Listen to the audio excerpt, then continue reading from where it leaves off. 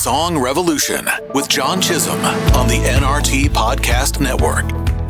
Hey everybody, John here again with Song Revolution. Thanks for taking a little bit of time to hang out with me here. You know, this company, Nashville Christian Songwriters, exists to empower you, and we do that in a lot of different ways. We have a lot of great free material. We've got some premium programs, including our NCS Pro Song Mastery. We're working now to fill our January groups. There's just a couple of spots left, so I hope that you'll consider that. More information later in the show. You know, this is the time of year when people are beginning to think about their New Year's goals, right? Setting these phenomenal, amazing goals for the new year. I'm going to get a whole new body. I'm going to get a whole new bank account. I'm going to get a whole new life, all the stuff, right, that we fantasize about. And then those goals really kind of last about 4 days, and that's about it. Gym memberships, you know, just shoot through the roof during this December and then early January, and then they're either canceled or regretted the entire next year. Well, I want to help you avoid that. I want to talk about the difference between setting goals and living into our purpose through stewardship in a few moments on the show today. But before I do that, I want to mention a couple of great folks that you need to know about. First people are the Gnome Studios guys. We love them, Steve, and all the guys that are part of this group. They allowed us to be here today, so we want to do a big shout out to Gnome Studios in the heart of Nashville, almost downtown. You can see all the big stuff from here, and it's a great, cozy little studio tucked in to the downtown area of Nashville. So check it out. If you come to Nashville and need a studio, check out Gnome Studios.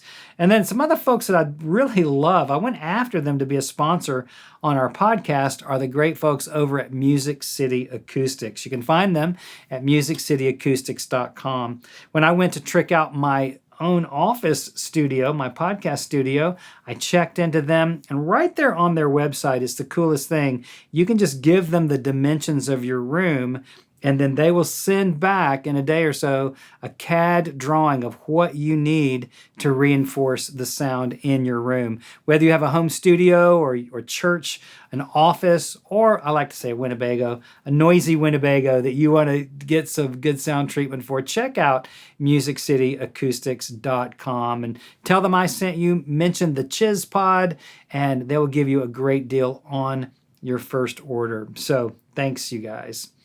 Hey, so what was really on my mind to talk about today is creating a successful songwriting strategy for 2023. Here we are. This is being released on December 30th, so we're just on the cusp of New Year's. And I don't know about you, I always feel energized. I don't know what it is about January. It's my birth month. I don't know if that has anything to do with it, but I feel like the slate has been kind of wiped clean.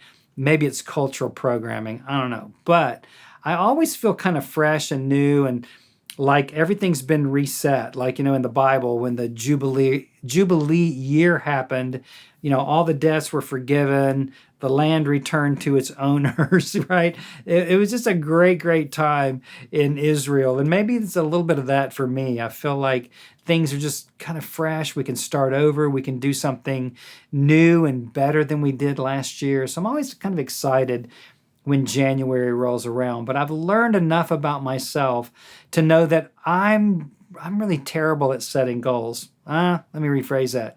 I'm terrible at keeping my goals. And I've really learned that for me, goals really can become discouraging because you start kind of missing the workouts in the morning. You start getting back on sugar or diet drinks or whatever it is that you struggle with and wish was out of your life. And once those things start creeping back in, then it's so easy to get discouraged and then you just give up on them. And that's the majority of what happens. And there are psychological reasons for that, actually. Our bodies have become so accustomed to the sugar, to the carbs, to whatever it is that we're putting in it, that when we begin to deny it, especially when we just go cold turkey on this stuff, your body rebels, your mind rebels, the actual physiology rebels against those kinds of changes. And so what I've what I found works better for me is to set New Year's intentions. And there's a nuance there because the intention means that it is a long game, it's a long range goal that I can then back up from, kind of retrofitting what I need to do each day to live into that intention. And so if there's a day or even a series of days that I'm unable to get to working on that, it doesn't mean that I've failed. I don't have to deal with that sense of shame or guilt or letdown or depression that I didn't finish out my goal the way that I said I was going to. So it's kind of nuanced, but it's a way that I can live into practicing stewardship around the intentions that I set, around the things that I feel I really want to accomplish, whether it's a physical goal, a spiritual goal, something in my own discipline or my relationships or my finances or my business. If I can have a vision, Habakkuk said, without a vision, the people go crazy, and that's really, I know that's truth for me. If I'm not aiming at something that's driving me, that I'm passionate about, that even if I falter or fail or take a wrong turn, I can still get back on the path toward fulfilling that thing that I feel God's put in my heart. Let's talk about you for just a moment. I believe that God's put a lot in your heart. I don't think you'd be watching this podcast, listening to me right now, if you didn't feel that God had put something really deep, purposeful, meaningful, passionate in you to write songs that not only glorify God, but that really allow you to feel that you're stewarding your gifts very well. That's what I hear so much from songwriters is they say, I just want to use my gifts to glorify God. Well, I want to give you the steps to get there. And that's what NCS is all about. And so if I could encourage you to do something, it would be to get out a piece of paper right now. Don't wait. And let's talk for a few minutes about creating your successful songwriting strategy for 2023. And just as I was sharing a moment ago, you can have these lofty goals and then fail to reach them and be all down on yourself, or you can just come up with some strategy.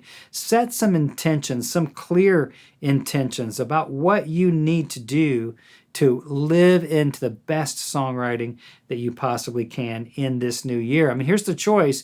You can be sitting here next year at this same time and not be any better of a songwriter, not have reached any more people, still feel that frustration, still feel that sense of unfulfillment, I guess is a way to put it, but just feeling kind of down on yourself because you haven't accomplished more next year than you have this year. Well, let's just break that cycle. Let's set some intentions and really take an inventory of where we are and where we want to be. So let's talk a little bit right now about your core songwriting mission. For me, if you don't know your mission, it's like getting in the car and not knowing where you're going. You can drive all over the city, even the country, but if you don't have a destination in mind, you're not ever going to know when you get there.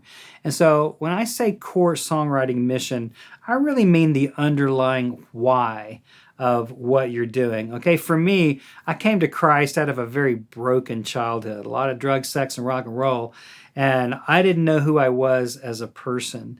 And so when I came to Christ, He really restored me, or maybe created me all brand new, I guess. But it was my journey then really began to be about healing and worship.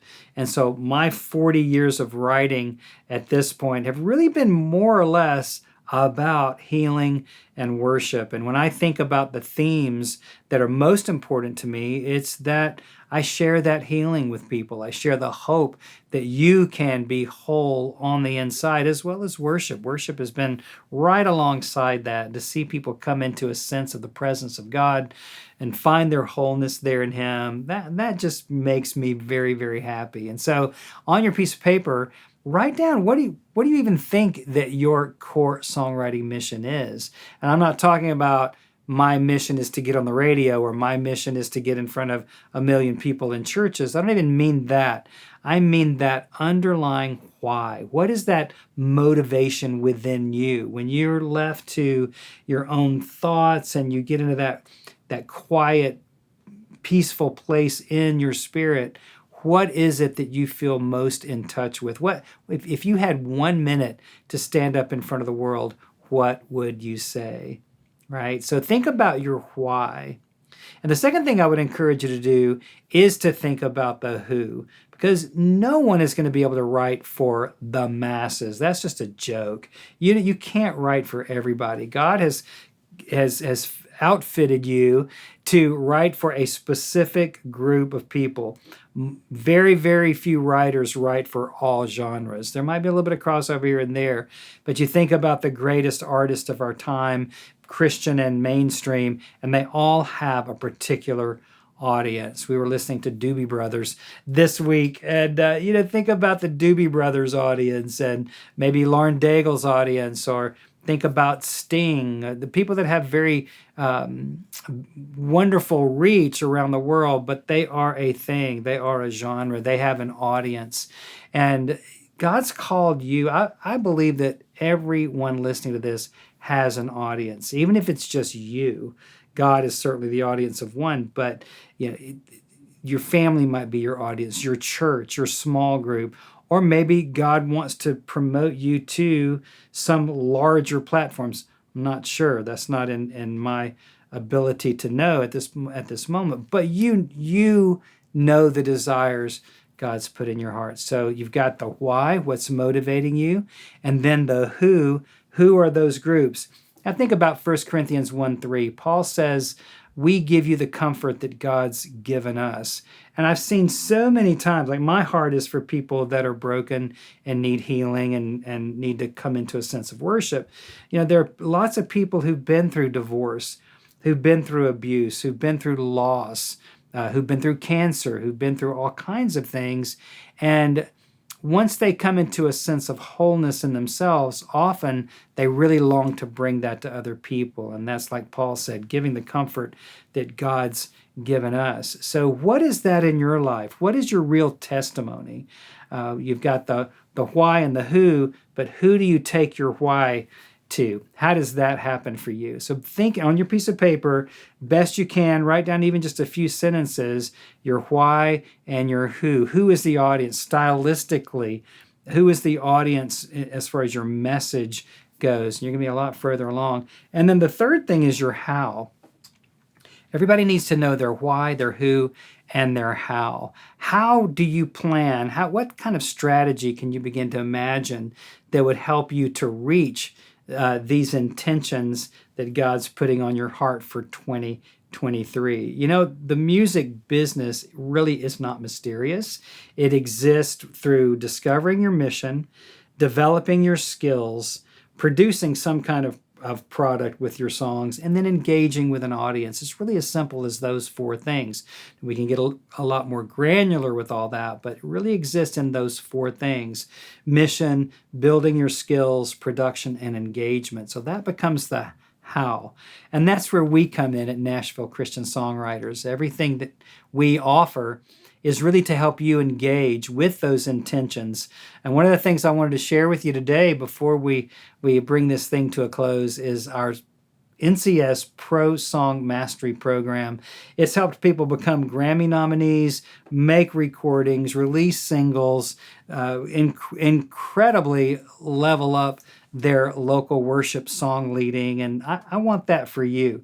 So I want to encourage you to make investigating NCS Pro Song Mastery part of your 2023 songwriting success strategy. Look in the description and the show notes, set up a phone call with us, and we just want to walk alongside with you to help you invest in yourself and in the audience that's waiting to hear about your life, that's waiting to know your why, and to hear all the wonderful messages that God wants to bring through your life. All right, thanks so much for being here. I'll see you next time on Song Revolution. Hey, thanks for joining us on the show today. I hope that you'll jump over to NashvilleChristianSongwriters.com and check out all the resources there to encourage you in your own songwriting. And if you like what we're doing, why not share this episode out on your socials? You can find the link in the show notes. We'll see you next time.